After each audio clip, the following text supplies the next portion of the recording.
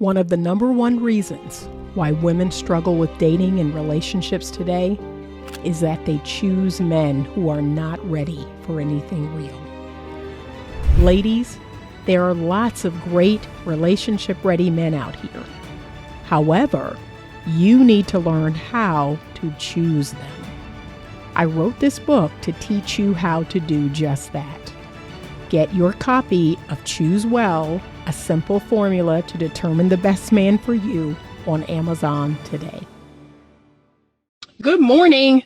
I'm leaving the post office and I wanted to make a quick video for you all because I got an email from a female follower, and I'm not going to go into all the details, but I'm going to address the last question that she posed in the email, and it was, do all men cheat?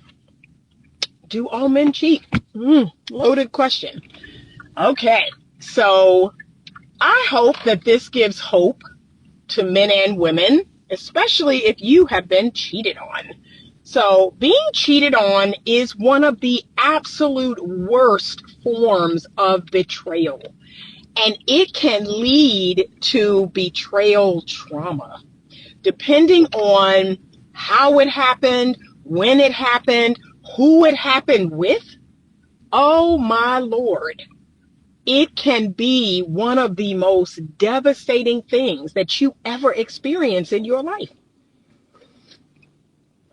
And as someone who has experienced infidelity in their marriage, and prior to the marriage, I had been cheated on 2 other times. One other time was not officially documented. Like, it wasn't official, but I would still say yes to the cheating. The other time, yes to the cheating. Okay. Yes to the cheating. That was my first boyfriend. So my first boyfriend ever, my first love, my first everything, he went away to school and he cheated. And I mean, I have never known such pain in my whole life. Because here I am, I'm at a different school than him. And I mean, I'm shutting it all down. I got all the guys on campus trying to get at me, and I'm shutting all of that down. Like, I'm going out and I'm having fun with my girls, but I'm shutting all the frat dudes down. I'm shutting all the dudes on campus down, thinking that he and I are being loyal and faithful to each other. And then when school is done, we're going to get married. That's what I thought in my mind. This is my husband. And when I tell you all, that was the fantasy in my mind, that the first boyfriend I had at 18 that I lost my virginity to, I just knew at 22, we were going to be together. We were going to have our degrees. We were going to get married, and we were going to spend the rest of our life together. That was my dream. That was what I knew to be the right thing to do. And you couldn't tell me that that wasn't going to happen. Well, that didn't happen. That did not happen. And I did not get married until I was almost 31. But that betrayal destroyed me. And it kind of did one of 2 things. So it woke me up. So that was the wake up call that, wow, this is a thing. Like, I could be cheated on. And look, I'm 20. Yeah, I'm 20. I'm 20 or 21. So I'm at my prime. I'm at my prime, y'all. Okay? I'm at my prime. Baby girl is at her prime and getting cheated on. But guess what? It woke me up to the fact that, ladies, I'm specifically talking to the ladies, and I'm going to talk to the gentlemen too.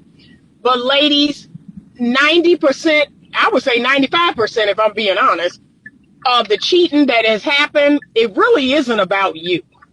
I would say 90 to 95% of the cheating that does happen isn't about you. It's not about the way you look. It's not about anything that you necessarily did. And I'm going to even go here. It's not even about sex. Like, I have, especially in my marriage, oh my God. Once I got married, when I tell y'all I became the porn star du jour, like, I was doing all the things. Because that's what I thought. Okay, I'm married now. This man is my husband. I'm going to do any and everything I got to do to keep this man satisfied. This is my husband. I'm going to be my dirtiest, nastiest, freakiest self with my husband. That's what I believed, and that's what I did. And to have him cheat, I was like, really, bro? Really? Like, we having sex. We having freaky sex. Like, what is going on in your mind? And that's when I realized, okay, even because the first time it happened when I was 20, I thought it's me. You know, it's me. I'm not good enough. I'm not pretty enough. I'm not this enough. I'm not that enough. I'm not there to have sex with him as much as he needs or whatever, right? But it did wake me up because I'm thinking, okay, wait a minute. I'm at my peak right now. Like, I'm looking the best I've ever looked. I got all these dudes on campus after me. And this what you doing? But I chalked it up to the distance. I chalked it up to, you know, being emotionally immature. Both of us, we're both emotionally immature. We're distant from each other. And, you know, it happened, but it was devastating. It was a devastating betrayal that took me years to really recover from. But when I got cheated on in my marriage, that's when I was like, okay, this ain't even about me. Like, this is not about me not having sex with you, not being freaky enough, not looking good enough. Like, I'm still pretty much at my prime, even at 30, 31. Like, I'm still pretty much at my prime. So what is happening right now? And I'm being the good little wife. I'm not working. I'm taking care of you. I'm taking care of home. I'm taking care of our daughter. What is happening? But that's when I realized that cheating is a character flaw. It is not about the person being cheated on. It's not about how they look or what they're doing in the bedroom or any of that. It's that person making a decision to be unfaithful. And think about it this way. Tony Gaskin said it best. There are so many steps, y'all. There's so many things that have to happen in order for you to be unfaithful. That's why we can't call it an accident. It's not an accident. Like, you got to engage this person, talk to them, text them, talk to them over the phone. Then you got to meet up. Then you got, like, it's just so many things. I'm sorry. You're not going to sit here and tell me that, oops, I slipped and fell in some coochie. No. There are a lot of different steps that you had to take in order to cheat. So, no. And women, we immediately think that it's us. I never think it's me. Like I said, when my husband did what he did, I was like, you have a problem. You have some issues. Something is wrong with you. That was my first line of defense. There is something wrong with you. And y'all, when he knew that he wasn't going to save his marriage and save his family, he immediately, I'm a sex addict. I have a problem. You're right. You said it best. I have a problem. I'm a sex addict and I can't control myself. And I said, no, I'm good. I said, and I don't even think if that is in fact the case, I don't even think it's anything you can do anything about. And guess what? I was right. This man has cheated on every wife, every woman he's ever been with. So every girlfriend and every wife he's ever been with, he's cheated on. So I was right. It's a you thing. It's not a me thing. Okay? But here's what I'm going to say in answer to that question. No, there are men out there that don't cheat. And can I be real? Okay? Now, y'all, I don't know how y'all going to feel about this, but I'm going to be honest with you. Some of those men are not necessarily the most attractive men or have the most swag or dress the best or have the most money. But just know that men, you know, the better they look, the more fit they are, the more money they have. You know, they believe that they have all of these female options. That opens the door to their foolishness. And for some men, that is the case. But for men who are truly godly, for men who have true character, for men who are healed and they don't feed their ego with women, and these men are rare. Like, I'm going to be honest with y'all. We're talking 5-10% of men. They are rare, right? Men who value themselves and their body and their life force energy, those men don't cheat. They go about their business. If the relationship isn't fulfilling them, if they're not getting their needs met, they go about their business. Or they communicate with their woman to try to get their needs met. Like, those are the only options in their mind. Fix it or leave it. But 90% of men, because of their fallen, broken nature, as we are all fallen and broken, not even just men, but we're all fallen and broken, but there's female validation, there's distraction, there's getting my worth and value from the women that I bed. There's, to me, a very small percentage of it is about sex, a very small percent, but there are men who are sexually addicted to porn, to sex, to masturbation, or what have you. But it's so layered. And I'm going to be honest, you'd have to choose a man. So here's what I've done. Here's what I've done since being married and being cheated on. I knew that was one of my biggest wounds. I knew that was one of my biggest betrayals in this world, in this life, and I couldn't go through it again. And so I made sure to choose men that were low, and I know, because in my humble opinion, anyone's capable of cheating. Anyone is capable of cheating on their partner.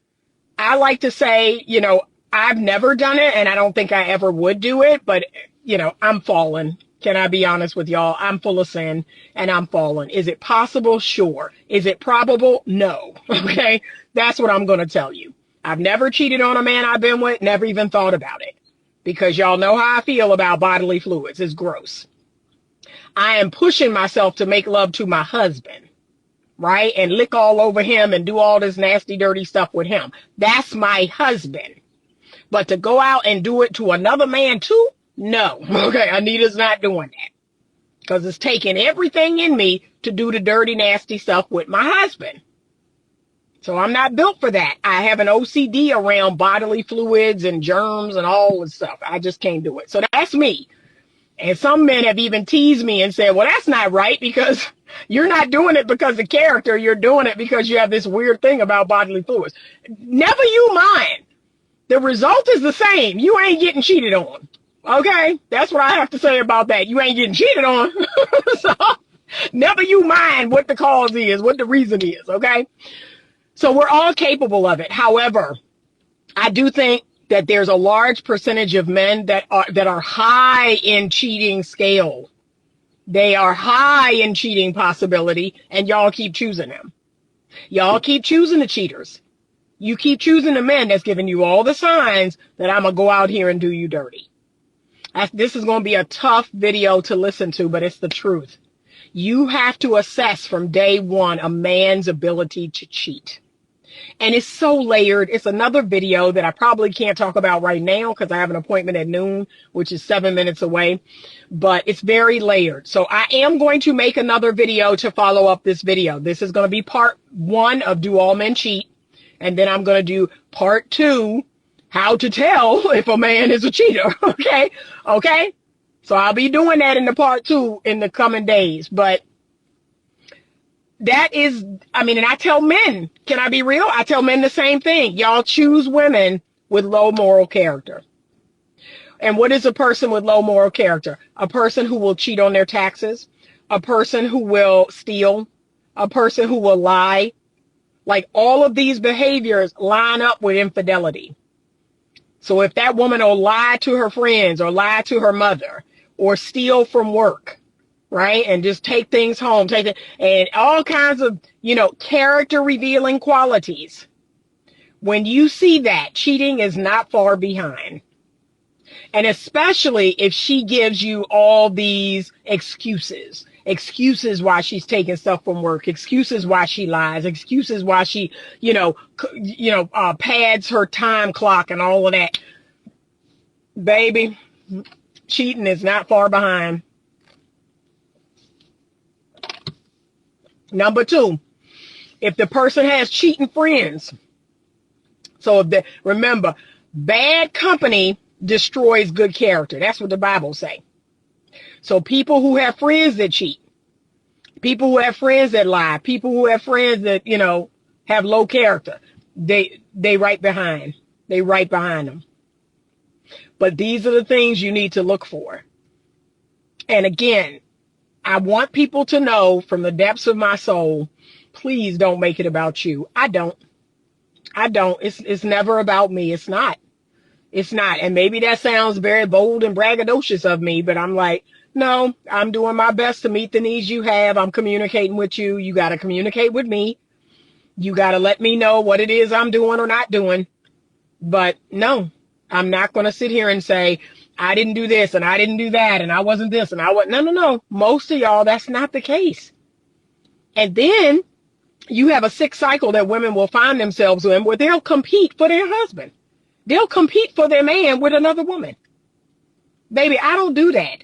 As soon as I'm with a man and he expressed interest in another woman, look, I told the boyfriend I had for 4 years, I said, look, if you mention this nurse's name one more time, I told him, I said, you mention her name one more time. He had mentioned this nurse's name at work 3 times. I said, if you mention that woman's name one more time, I'm going to get up from here. I'm going to leave you where you sitting and don't bother calling my phone.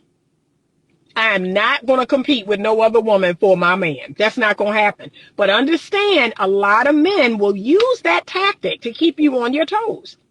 They'll talk about other women, talk about their best female friend, and talk about their exes, and talk about, thinking that this is got you, just not quite on solid footing. You're feeling insecure enough. Oh, he has options. Every man has options. But once you choose me, you chose me. So you better act like it. Can I be real? Every man has options. Even the fat, stank, ugly ones can go out there and pay a prostitute and have sex with her. Every man has options. So let's not do that. You don't need to talk about other women in my presence. You don't need to talk about your ex. You don't need to talk, no. Some lady at work. Don't do that. That's going to get you left. You're going to be left clean alone. I'm not going to compete with another woman for my man. I will let her have you. And that's exactly what I did in my marriage. That's exactly what I did with my first boyfriend. Oh, okay, she can have you. Well, Anita, showing up at my door crying, showing up with a ring, trying to propose. No, she can have you. We good. That's what's going to happen. That's how much I love myself. That's how much, ladies, you need to love yourself. Let the woman have him. If any woman can lure your man away, that ain't your man. That's a man that don't want to be your man. No, the number one requirement for me is safety and security. And how does a man show that? By choosing me and continuing to choose me. Every day, all day.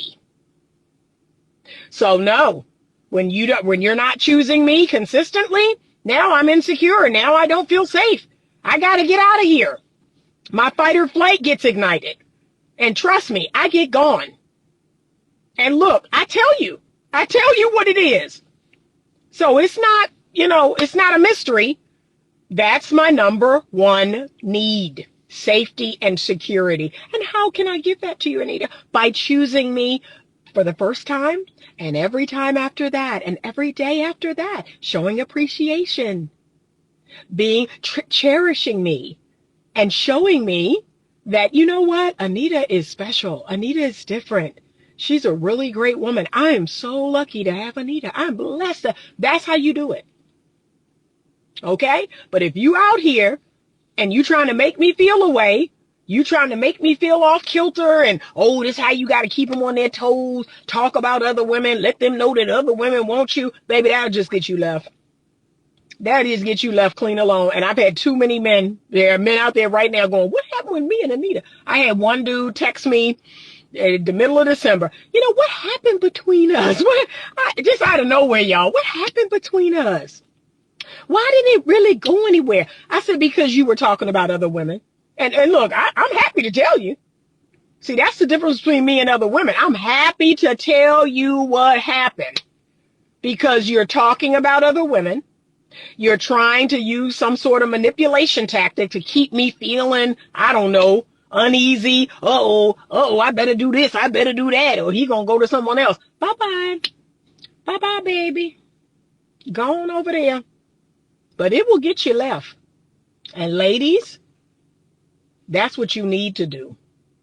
Don't ever compete with another woman for your man. I'm not talking about a man that ain't your man. I'm talking about your man that he said he chose you. And now you got to compete with other women? Absolutely not. Absolutely not. Absolutely not. So, but no, all men do not cheat.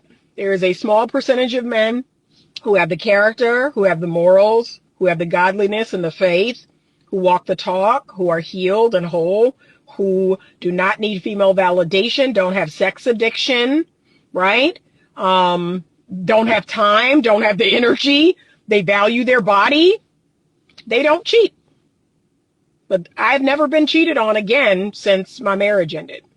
Because guess what I did? I sat down, I wrote out all the things of all the qualities of people who cheat and then all the qualities of people who don't. And I started choosing people who don't. So yeah, simple as that. I know it sounds really simplistic, but it's the truth. I started focusing on the qualities of people who don't cheat. And I'm going to make part 2 so I can teach those qualities to you. Okay? So I will give you the qualities of people who do and the qualities of people who don't. And again, this is, pretty standard. I'm not saying it's guaranteed perfection, but it's pretty standard. All right. I hope this video was helpful. You can get 30 days free trial of Skool by emailing me at info@betterlovemovement.com. And everything you need to know about me is in the description box below. How to work with me one-on-one, about Skool, about my books, my course, everything is down below. Please like this video and please consider becoming a member of the channel where you will get members only content. Thank you so much for watching. And as always, stay open to love.